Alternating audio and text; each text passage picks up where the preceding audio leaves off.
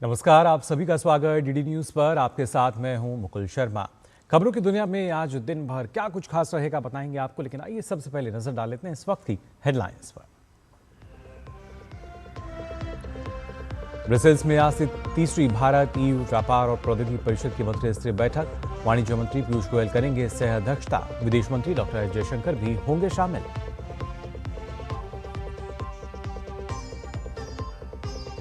नई दिल्ली के भारत मंडपम में आज से शुरू होगा भारत टेक्स 2026। 14 देश के अंतर्राष्ट्रीय प्रदर्शक लेंगे हिस्सा। प्रधानमंत्री नरेंद्र मोदी के 5F विजन से प्रेरित एक प्रमुख व्यापार, निवेश और नवाचार मंच।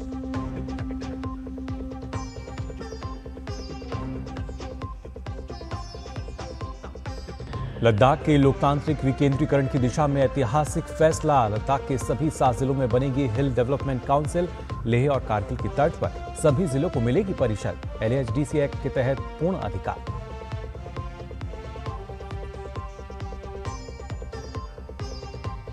पश्चिम एशिया बढ़ते तनाव के बीच यूएई का ईरान पर होर्मुज में तेल टैंकरों पर हमले का आरोप। एक भारतीय नाविक की मौत, 8 अन्य घायल।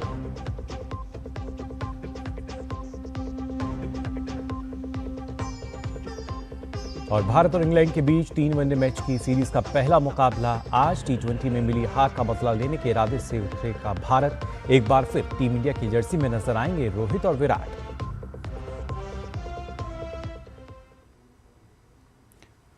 और आइए अब खबरें देख लेते हैं विस्तार से। आप बता दें, केंद्रीय वाणिज्य उद्योग मंत्री पीयूष गोयल आज से 15 जुलाई तक बेल्जियम के 2 दिवसीय दौरे पर रहेंगे। इस दौरान वे भारत और यूरोपीय संघ के बीच व्यापार, निवेश, तकनीक और आर्थिक सहयोग को मजबूत बनाने के लिए कई अहम बैठकों और कार्यक्रमों में हिस्सा लेंगे। दौरे के दौरान पीयूष गोयल तीसरी भारत यूरोपीय संघ ट्रेड एंड टेक्नोलॉजी काउंसिल की मंत्री स्तरीय बैठक की सह अध्यक्षता करेंगे। इस बैठक में व्यापार को आसान बनाने, नई तकनीक, आर्थिक सुरक्षा, मजबूत सप्लाई चेन और निवेश के नए अवसरों पर चर्चा होगी। केंद्रीय मंत्री एंटवर्प बंदरगाह और एंटवर्प वर्ल्ड डायमंड सेंटर का भी दौरा करेंगे। एंटवर्प बंदरगाह यूरोप का एक प्रमुख लॉजिस्टिक्स हब है। यहाँ वे माल ढुलाई, ग्रीन लॉजिस्टिक्स और सप्लाई चेन की बेहतर व्यवस्थाओं का जायजा लेंगे। वहीं एंटवर्प वर्ल्ड डायमंड सेंटर में वे वैश्विक हीरा कारोबार, हीरो का प्रमाणन प्रक्रिया, जिम्मेदार सोर्सिंग और भारत के रत्न एवं आभूषण उद्योग के लिए नए अवसरों की जानकारी लेंगे। अपने दौरे के दौरान पीयूष गोयल यूरोपीय आयोग की अध्यक्ष, यूरोपीय परिषद के अध्यक्ष और बेल्जियम के प्रधानमंत्री सहित कई वरिष्ठ यूरोपीय नेताओं से भी मुलाकात करेंगे। इसके अलावा वे बेल्जियम के उप प्रधानमंत्री एवं रोजगार, अर्थव्यवस्था और कृषि मंत्री डेविड क्लरेनवाल तथा यूरोपीय संघ के व्यापार और आर्थिक सुरक्षा आयुक्त मारोस शेफकोविच के साथ द्विपक्षीय वार्ता करेंगे।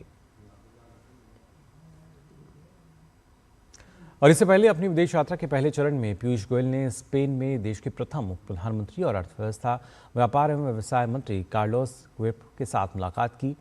इस अहम बैठक में भारत और स्पेन के बीच आर्थिक साझेदारी को और मजबूत बनाने पर व्यापक चर्चा हुई।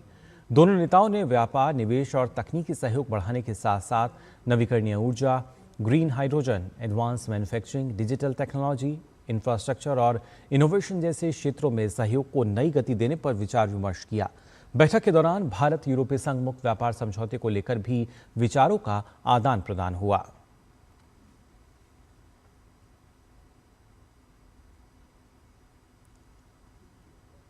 तो भारत यूरोपीय संघ व्यापार की परिषद की जो बैठक है कि व्यापार, तकनीकी सुरक्षा सहयोग, ये मंच 2023 में ब्रसेल्स में पहला मंत्री स्तरीय सम्मेलन हुआ था और लगातार इसके जरिए द्विपक्षीय व्यापार और निवेश बढ़ाने पर जोर जो है वो हम देख सकते हैं किस तरीके से भारत और यूरोपीय संघ के बीच। वहीं भरोसेमंद तकनीकों पर भारत और यूरोपियन यूनियन का जो सहयोग है वो यहाँ नजर आता है। व्यापार, तकनीक और सुरक्षा चुनौतियों का जो समाधान है वो भी इस मंच पर हमें देखने को मिलता है। नियम आधारित वैश्विक व्यवस्था को बढ़ावा किस तरीके से दिया जा रहा है और नए आयाम जो है उनकी दिशा में हम कैसे बढ़ सकते हैं। इसके अलावा AI, 6G, क्वांटम जैसे क्षेत्रों में भी टेक क्षमता जो है इसके जरिए बढ़ती हुई नजर आएगी। ग्रीन ऊर्जा और स्वच्छ तकनीक में साझेदारी जो है वो भी काफ़ी अहम हो जाती है। और इस खासतौर से EV बैटरी रिसाइकलिंग की हम बात करें, हाइड्रोजन की बात की जाए, इस पर भी एक फोकस जो है वो नज़र आ सकता है। लचीली वैल्यू चेन, व्यापार और निवेश को इसके जरिए बढ़ावा मिलता हुआ नजर आएगा और खासतौर से आर्थिक सुरक्षा पर सहयोग के लिए सर्वोच्च संस्थागत तंत्र जो है वो भी हम यहाँ देख सकते हैं। तो अपने आप में काफ़ी महत्वपूर्ण ये बैठक व्यापार और प्रौद्योगिकी परिषद की। इसके अलावा नवाचार और विकास की जब हम बात करते हैं तो भारत और यूरोपीय संघ TTC की बात की जाए, तकनीकी चुनौतियों का साझा समाधान किस तरीके से मिलता हुआ नजर आ सकता है इसके जरिए। वहीं वैश्विक स्तर पर भारत हम सभी जानते हैं एक मजबूत स्थिति नजर आती है, और अगर हाल की भी बात की जाए जो आंकड़े हैं वो फेवर में नजर आते हैं। वहीं व्यापारिक बाधाएं कम और सुगम इसके जरिए हमें नजर आएंगी। हरित ऊर्जा और सस्टेनेबल डेवलपमेंट पर कहीं ना कहीं एक लगातार फोकस रहा है, और इसी दिशा में हम देखेंगे कैसे हम आगे बढ़ सकते हैं। महत्वपूर्ण खनिजों में भारत की निर्भरता कम है, और कहीं ना कहीं इस तरह की जब साझेदारी हैं वो काफ़ी फ़ायदेमंद रहती हैं, और भारतीय निर्यातकों को एक बड़ा जो बाज़ार है वो ज़ाहिर तौर पर इसके ज़रिए मिलता हुआ नज़र आता है। टेक साझेदारी से स्टार्टअप्स और युवाओं को जो नए अवसर हैं वो भी यहाँ मिलते हुए नज़र आएंगे। इसके अलावा विनिर्माण निर्यात बढ़ाने से रोज़गार के जो नए अवसर हैं वो भी हम देख सकते हैं कैसे वो निकलते हैं। व्यापार और निवेश में वृद्धि होगी, और ये तमाम वो आयाम जिनके चलते अर्थव्यवस्था में मजबूती ज़ाहिर तौर पर नज़र आ सकती है। और वहीं आपको बता दें विदेश मंत्री डॉक्टर एस जयशंकर आज 2 दिन के ब्रसेल्स दौरे पर जा रहे हैं, जहां वे तीसरी इंडिया यूरोपियन संघ ट्रेड और टेक्नोलॉजी काउंसिल मीटिंग में शामिल होंगे, और अपने यूरोपियन यूनियन और बेल्जियम के समकक्षों से वो बातचीत करेंगे। डॉक्टर जयशंकर भी यह ब्रसेल्स यात्रा भारत और यूरोपीय संघ के बीच बढ़ते आर्थिक और रणनीतिक सहयोग को दर्शाती है। वे यूरोपीय ब्लॉक के साथ द्विपक्षीय व्यापार और तकनीकी सहयोग की, आपको बता दें, इसको गति देने वाले मुद्दों पर चर्चा कर रहे हैं। और इससे पहले विदेश मंत्री ने न्यूयॉर्क में खासतौर से यूएन के सेक्रेटरी जनरल एंटोनियो गुटेरेस से मुलाकात की थी। एक्स पर तस्वीरें साझा करते हुए उन्होंने लिखा कि न्यूयॉर्क में यूएन के सेक्रेटरी जनरल एंटोनियो गुटेरेस से मिलकर खुशी हुई। वेस्ट एशिया, यूक्रेन और सूडान समेत ग्लोबल डेवलपमेंट पर चर्चा हुई। भारत और यूनाइटेड नेशन के बीच सहयोग की ताकत को भी पहचाना। इसके साथ ही भारत ने संयुक्त राष्ट्र सुरक्षा परिषद की 2028 और 29 की अवधि के लिए अस्थायी सदस्यता हासिल करने के उद्देश्य से सोमवार को अपना आधिकारिक प्रचार अभियान शुरू किया। विदेश मंत्री एस जयशंकर ने संयुक्त राष्ट्र मुख्यालय में आयोजित एक विशेष कार्यक्रम के दौरान शांति संयुक्त राष्ट्र सुरक्षा परिषद 2028 और 29 के लिए भारत मानदंड विश्वास और निष्ठा अभियान की शुरुआत की। इस कार्यक्रम में संयुक्त राष्ट्र में विभिन्न देशों के अस्थायी प्रतिनिधि, राजनयिक और वरिष्ठ अधिकारी मौजूद थे। भारत ने कहा कि संयुक्त राष्ट्र के प्रति उसका दृष्टिकोण शांति की अवधारणा पर आधारित है, जिसका अर्थ है मानदंडों, विश्वास और निष्ठा के माध्यम से समग्र प्रगति सुनिश्चित करना। इससे पहले भारत वर्ष 2021-22 की अवधि में सुरक्षा परिषद का अस्थायी सदस्य रह चुका है। वर्ष 2028 और 29 की अवधि के लिए चुनाव अगले वर्ष जून में होंगे। एशिया प्रशांत समूह की एकमात्र सीट के लिए भारत और तजाकिस्तान के बीच मुकाबला होगा। When India advocates Vasudhaiva Kutumbakam, that is world as a family, as an approach, we don't simply preach, we practice it as well. So let me share with you today a few recent examples of our contribution to global well-being. One, in maritime security, India makes wide-ranging and regular contributions, including in anti-piracy, counter-narcotics, and anti-trafficking operations. Apart from the fusion center that I spoke about in India, our forces are protecting sea lanes across the Indo-Pacific, specifically the northern and southern Arabian Sea, Gulf of Aden, Malacca Straits, and even in the Gulf of Guinea. A long record of peacekeeping is today extended to offering training and capacity building to 98 nations in the Delhi Center of UN Peacekeeping. केंद्र शासित प्रदेश लद्दाख में लोकतांत्रिक विकेंद्रीकरण और स्थानीय स्वशासन को मजबूत करने की दिशा में बड़ा फैसला लिया गया है। लद्दाख प्रशासन ने घोषणा की है कि केंद्र शासित प्रदेश के सभी 7 जिलों में लद्दाख स्वायत्ता पहाड़ी विकास परिषद यानी लद्दाख ऑटोनोमस हिल डेवलपमेंट काउंसिल का गठन किया जाएगा।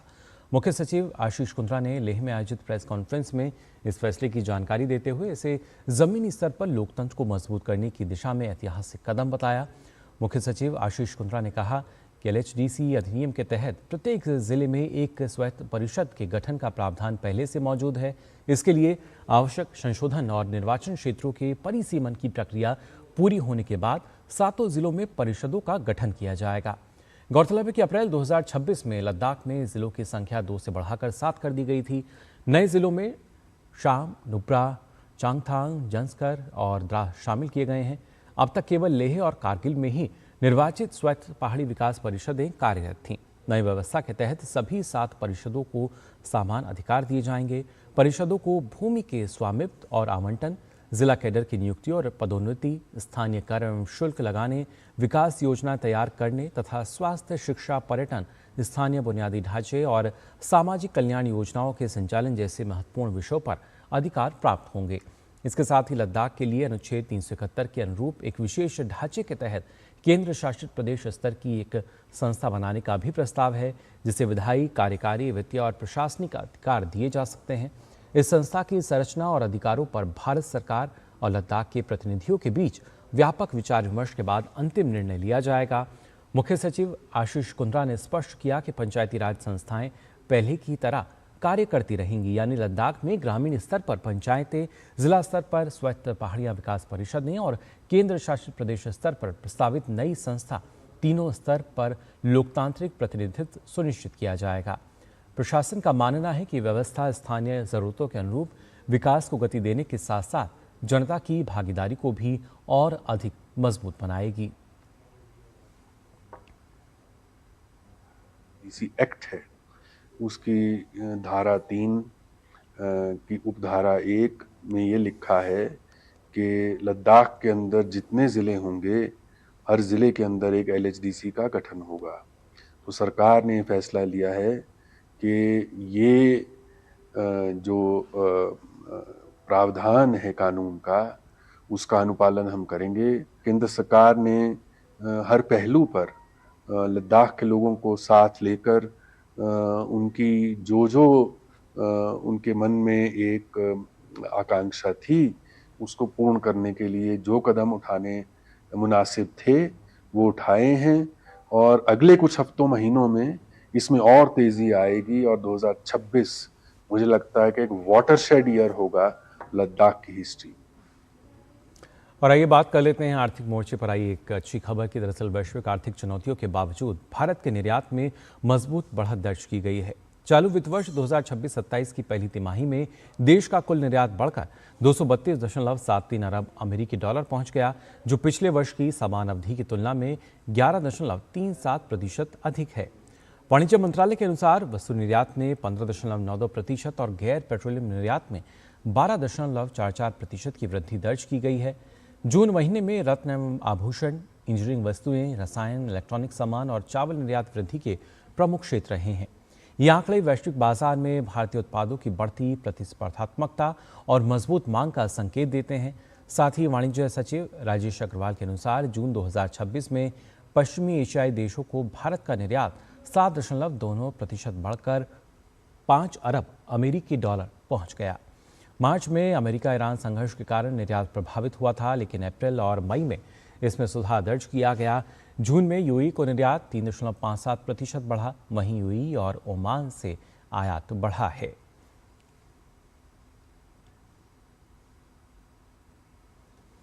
और खबरों का सिलसिला आगे भी जारी रहेगा, लेकिन हम यहां रुकने एक छोटे से ब्रेक के लिए जल्द लौटते हैं। ओ हरि भैया, अरे वाह, खेतों में कौन सी फसल लगाए हो?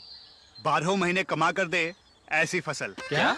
मैंने नया व्यवसाय शुरू किया है। उसके लिए पैसे? इसमें किसी निवेश की जरूरत ही नहीं। अच्छा, मुखिया जी। अरे मुखिया जी, नमस्ते। अरे हरी, कब आ रहे हो? आप बस चलिए, मैं पहुंचता हूँ। अब मैं LIC एजेंट हूँ। LIC एजेंट बनो, अब बड़ा सोचो। हमारी वेबसाइट पर जाएं या अपनी नजदीकी LIC शाखा से संपर्क करें। बढ़ता है, खेलता है, झूलता उछलता है, दौड़ता कभी कभी दौड़ कराता है, आगे आगे बढ़ता है इंडिया, अमूल दूध पीता है इंडिया। ब्रेक के बाद आप सभी का एक बार फिर स्वागत डीडी न्यूज पर। आइए खबरों में आगे बढ़ते हैं। आपको बता दें, भारत की सबसे बड़ी वैश्विक वस्त्र प्रदर्शनी भारत एक्स 2026 की शुरुआत आज से नई दिल्ली के भारत मंडपम में होगी। 4 दिवसीय इस आयोजन में वस्त्र, फैशन, स्थिरता, प्रौद्योगिकी, नवाचार, निवेश और अंतर्राष्ट्रीय व्यापार के क्षेत्र में भारत के बढ़ते वैश्विक नेतृत्व का प्रदर्शन किया जाएगा। यह आयोजन निर्माताओं, निर्यातकों, वैश्विक खरीदारों, निवेशकों, नीति निर्माताओं, अंतर्राष्ट्रीय प्रतिनिधिमंडलों, कारीगरों, स्टार्टअप्स और प्रौद्योगिकी प्रदाताओं का उनको एक साथ लाएगा। भारत एक्स 2026 के इस तीसरे संस्करण में 7,000 से अधिक खरीदारों, 1,30,000 व्यापार आगंतुकों और 20,000 से अधिक वस्त्र उत्पादों की भागीदारी की उम्मीद है। इस आयोजन में 14 देशों के अंतर्राष्ट्रीय प्रदर्शक भी भाग लेंगे। इस आयोजन में 11 राज्य भाग ले रहे हैं। प्रधानमंत्री नरेंद्र मोदी के 5F विजन यानी farm to fibre to factory to fashion और टू फॉरेन से प्रेरित होकर भारत एक्स 2026 कपड़ा मूल्य श्रृंखला में व्यापक निवेश, नवाचार, नीतिगत संवाद और रणनीतिक साझेदारी के लिए एक प्रमुख वैश्विक मंच के रूप में विकसित हुआ है। भारत टैक्स 2024 में माननीय प्रधानमंत्री जी ने उसका उद्घाटन किया और 2025 में आकर के भारत टैक्स दुनिया का टेक्सटाइल का बड़ा इवेंट्स बन गया। और मेरा मानना है कि इस बार 107 देशों से लोग आए थे। इस बार लगभग 140 कंट्रीज के लोग आएंगे, ऐसी मेरी सूचना है। और जब लोग आते हैं तो स्वाभाविक है कई हमें ऐसे एंटरप्रेन्योर मिले, छोटे छोटे, जिन्होंने कभी सोचा नहीं था कि हम एक्सपोर्ट करेंगे। उन्हें एक एक्सपोर्ट का अवसर मिला। आइए आगे बढ़ते हैं। आप बता दें, नई दिल्ली में डिजिटल थ्रेट रिपोर्ट 2025-26 जारी की गई। इलेक्ट्रॉनिक्स और सूचना प्रौद्योगिकी मंत्रालय की इस रिपोर्ट में बैंकिंग, वित्तीय सेवाओं, बीमा और डिजिटल पेमेंट सेक्टर के सामने उभरते साइबर खतरों का विस्तृत विश्लेषण किया गया। नई दिल्ली में डिजिटल थ्रेट रिपोर्ट 2025-26 जारी की गई। इलेक्ट्रॉनिक्स और सूचना प्रौद्योगिकी मंत्रालय CERT-in, CSIRT-FIN और SISA के सहयोग से तैयार इस रिपोर्ट में बैंकिंग, वित्त सेवाओं, बीमा और डिजिटल पेमेंट सेक्टर पर बढ़ते साइबर खतरों का विश्लेषण किया गया है। रिपोर्ट में बताया गया है कि साइबर हमलावर अब ज्यादा तेजी, बड़े पैमाने और अत्याधुनिक तकनीक के साथ हमले कर रहे हैं। अगर बात करें साइबर खतरों की, तो इसमें साइबर अपराध, रैंसमवेयर हमले, सप्लाई चेन अटैक, AI आधारित खतरे शामिल हैं। रिपोर्ट के मुताबिक पिछले साल किए गए 7 साइबर पूर्व अनुमानों में से 6 अब वास्तविक खतरे बन चुके हैं। Deep fake, AI content, LLM hacking, cloud exploitation और पहचान चोरी जैसे खतरे तेजी से बढ़ रहे हैं। The report last year's edition attracted international attention from a large number of enterprises within the country. I think that is the intent and that is the purpose. Stay alert to make sure that we at least are in a position to ensure that despite all the cyber threats, our business as usual is able to continue. IT सचिव S Krishnan ने कहा कि डिजिटलीकरण ने अर्थव्यवस्था को गति दी है और लोगों के जीवन को आसान बनाया है, लेकिन इसके साथ साइबर जोखिम भी बढ़े हैं। उन्होंने कहा कि साइबर सुरक्षा को केवल तकनीक विषय नहीं, बल्कि राष्ट्र सुरक्षा और डिजिटल अर्थव्यवस्था से जुड़े व्यापक जोखिमों के तौर पर देखने की जरूरत है। At one level where it amounts to cybercrime, the primary responsibility within the government framework lies with the Ministry of Home Affairs, who help individuals who are affected by this. At another level where it is a national security issue where government's own infrastructure needs to be protected, number of agencies are involved, there's an overall coordination effort. S Krishnan ने कहा कि AI जहां cyber अपराधियों को नए साधन उपलब्ध करा रहा है, तो वहीं इसका इस्तेमाल साइबर हमलों की पहचान और बचाव की क्षमता को बढ़ाने में भी किया जा रहा है। उन्होंने AI model, data, computing infrastructure के क्षेत्र में भारत की घरेलू क्षमता विकसित करने पर जोर दिया है। दरअसल साइबर सुरक्षा की भारत में कई प्राथमिकताएं हैं, जिसमें स्वदेशी AI क्षमता, सुरक्षित डिजिटल इंफ्रास्ट्रक्चर, मजबूत पहचान सुरक्षा, साइबर रेजिलियंस शामिल है। रिपोर्ट में साइबर फेलियर को समझने के लिए 4 स्तरों का फ्रेमवर्क पेश किया गया है, जिसमें डिजाइन की कमियां, सुरक्षा उपायों को लागू करने में अंतर, खतरे के संकेतों की पहचान में कमी और प्रतिक्रिया में देरी को प्रमुख कारण बताया गया है। रिपोर्ट में 18 महीनों का रोड मैप भी पेश किया गया है, जिसमें मजबूत सुरक्षा नियंत्रण, लगातार निगरानी और अधिक लचीले साइबर सिस्टम विकसित करने पर जोर दिया गया है। डीडी न्यूज के लिए अंकित मिश्रा की रिपोर्ट। देश के सबसे बड़े mutual fund house SBI mutual fund का करीब 9,795 करोड़ रुपए का आईपीओ आज से खुल रहा है। कंपनी को उम्मीद है कि इशू न केवल निवेशकों का भरोसा बढ़ाएगा, बल्कि हाल के महीनों से सुस्त पड़े आईपीओ बाजार में भी नई जान फूंकेगा। यह आईपीओ पूरी तरह ऑफर फॉर सेल यानी ऑफिस है, जिसके तहत 20.37 करोड़ शेयर यानी कंपनी की 10% हिस्सेदारी बेची जाएगी। इसमें एसबीआई 6.3% और यूरोपीय साझेदार अमुंडी 3.7% हिस्सेदारी बेचेंगे। इशू का प्राइस बैंड 545 से 574 रुपये प्रति शेयर तय किया गया है। सूचना एवं प्रसारण मंत्रालय ने world audio visual and entertainment summit यानी वेव्स 2027 के तहत create an India challenge CIC season 2 के लिए प्रस्ताव आमंत्रित किए हैं। मीडिया और एंटरटेनमेंट क्षेत्र से जुड़े उद्योगों, संगठनों, संस्थानों से 31 जुलाई 2026 तक ऑनलाइन आवेदन मांगे गए हैं। CIC सीजन 2 का उद्देश्य युवाओं की रचनात्मक प्रतिभा को पहचानना, उन्हें प्रशिक्षण, मेंटरशिप और अपस्केलिंग के अवसर उपलब्ध कराना और AI, AVGC, XR, digital media, film, broadcasting और अन्य उभरते क्षेत्रों में नवाचार को बढ़ावा देना है। और आइए रुक कर लेते हैं अंतर्राष्ट्रीय खबरों की तरफ भी। आप बता दें, यूएई ने मंगलवार को दावा किया कि ईरान ने हॉर्मुज स्ट्रेट में 2 जहाज़ों पर मिसाइलों से हमला किया। इस हमले में टैंकर पर सवार एक भारतीय चालक दल के सदस्य की मौत हो गई, जबकि 8 लोग घायल हुए हैं। यूएई के रक्षा मंत्रालय ने सोशल मीडिया पोस्ट में लिखा कि ओमानी जल क्षेत्र के अंदर हॉर्मुज स्ट्रेट के दक्षिणी शिपिंग लेन से गुजरते समय राष्ट्रीय टैंकर मोम्बासा और अल-बहिया को 2 ईरानी क्रूज मिसाइलों ने निशाना बनाया। 8 घायलों में से 4 की हालत गंभीर है। हमलों से दोनों टैंकरों में आग लग गई, जिससे काफ़ी नुकसान हुआ। यूएई के रक्षा मंत्रालय ने ईरान के इस हमले की कड़ी निंदा की है और इसे अंतर्राष्ट्रीय कानून का एक गंभीर उल्लंघन बताया। वहीं अमेरिकी राष्ट्रपति डोनाल्ड ट्रंप ने खाड़ी में ईरानी शिपिंग पर अपनी नाकाबंदी फिर से शुरू करने की चेतावनी दी है। उन्होंने कहा है कि ये निश्चित करेंगे कि ये स्ट्रेटेजिक वाटरवे खुला रहे, लेकिन इसके लिए फीस वसूलेंगे। वहीं दूसरी ओर ईरान के विदेश मंत्री ने एक सोशल मीडिया पोस्ट में तेहरान को हॉर्मुज स्ट्रेट का गार्डियन बताया है। उन्होंने लिखा कि तेहरान स्ट्रेट का गार्डियन है और हमेशा रहेगा।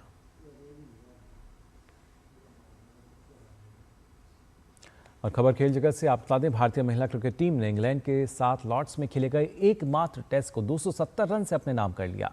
लॉर्ड्स में पहली बार खेले गए इस ऐतिहासिक टेस्ट मैच में भारत द्वारा दिए गए 457 रन के लक्ष्य के जवाब में इंग्लिश टीम अपनी दूसरी पारी में 186 रन पर ढेर हो गई। भारतीय महिला क्रिकेट टीम ने लॉर्ड्स के मैदान पर इतिहास रच दिया है। भारतीय महिलाओं ने इंग्लैंड के साथ खेले गए एकमात्र टेस्ट मैच को 270 रन से अपने नाम कर लिया। भारत ने इंग्लैंड को जीत के लिए 457 रन का विशाल लक्ष्य दिया था। मैच के अंतिम दिन भारत को जीत के लिए केवल 4 विकेट की दरकार थी, लेकिन मेजबान टीम भारतीय गेंदबाजों के सामने टिक नहीं सकी और इंग्लैंड दूसरी पारी के चौथे दिन 186 रनों पर सिमट गई। भारत की यह जीत महिला टेस्ट में रनों के हिसाब से दूसरी बड़ी जीत भी रही। भारत के लिए स्नेह राणा ने शानदार गेंदबाजी करते हुए 4 विकेट झटके और भारत की जीत में बड़ा योगदान दिया। वहीं यास्तिका भाटिया ने 113 रन की शानदार पारी खेली। स्मृति मंधाना ने 70 रन बनाए। यह जीत सिर्फ भारत के लिए यादगार नहीं रही, बल्कि इस मुकाबले में कई बड़े रिकॉर्ड्स भी बने। तेज गेंदबाज क्रांति गौड़, विकेटकीपर बल्लेबाज यास्तिका भाटिया और स्टार ओपनर स्मृति मंधाना ने अपनी शानदार उपलब्धियों से महिला क्रिकेट को ऊंचाइयों पर पहुंचा दिया। तेज गेंदबाज क्रांति गौड़ ने पहली पारी में 37 रन देकर 5 विकेट चटकाए। वे महिला टेस्ट में 5 विकेट लेने वाली भारत की सिर्फ 5वीं तेज गेंदबाज बनी और साथ ही उन्होंने लॉर्ड्स ऑनर्स बोर्ड पर अपना नाम भी दर्ज करा लिया। वही उपलब्धि हासिल करने वाली पहली महिला क्रिकेटर बन गई। यह मुकाबला स्मृति मंधाना के करियर का 300वां अंतर्राष्ट्रीय मैच था। वही उपलब्धि हासिल करने वाली भारत की तीसरी महिला क्रिकेटर बनी। वहीं यास्तिका भाटिया ने दूसरी पारी में शानदार 113 रन बनाए। वह महिला टेस्ट के तीसरी या चौथी पारी में शतक लगाने वाली पहली भारतीय बल्लेबाज बन गईं। इसके अलावा वे महिला टेस्ट में विकेटकीपर के रूप में शतक लगाने वाली भारत की दूसरी खिलाड़ी बनी। Sports desk, DD news. और भारत और इंग्लैंड के बीच 3 वनडे मैचों की आज से बर्मिंघम में शुरुआत होने जा रही है। भारतीय टीम का इरादा वनडे सीरीज को जीतकर T20 में मिली हार का हिसाब बराबर करने का होगा। वनडे सीरीज में सीनियर खिलाड़ियों की वापसी से टीम को मजबूती मिलने की उम्मीद है। अनुभवी विराट कोहली और रोहित शर्मा एक बार फिर टीम इंडिया की जर्सी में नजर आएंगे। कोहली और रोहित को वनडे सीरीज में न केवल खुद के लिए अच्छा प्रदर्शन करना होगा, बल्कि T20 में लगातार हार से आहत भारतीय टीम के मनोबल को बढ़ाने में भी महत्वपूर्ण भूमिका निभानी होगी। और वहीं फीफा वर्ल्ड कप के पहले सेमीफाइनल में आज देर रात 2 यूरोपीय दिग्गज फ्रांस और स्पेन के बीच फाइनल में जगह बनाने के लिए हाई वोल्टेज मुकाबला खेला जाएगा। इस मुकाबले की विजेता टीम सीधे विश्व कप फाइनल में जगह बनाएगी, जबकि हारने वाली टीम को तीसरे स्थान के प्लेऑफ से संतोष करना होगा। स्पेन ने पूरी प्रतियोगिता में अपने अनुशासित डिफेंस, तेज पासिंग और गेंद पर शानदार नियंत्रण से विरोधियों को परेशान किया है। वहीं फ्रांस ने मोरक्को को हराकर लगातार तीसरी बार विश्व कप के सेमीफाइनल में जगह बनाई है। तो फिलहाल के लिए इस बुलेटिन में बस इतना ही, लेकिन देश और दुनिया की तमाम खबरों के लिए आगे आप देखिए नया सवेरा।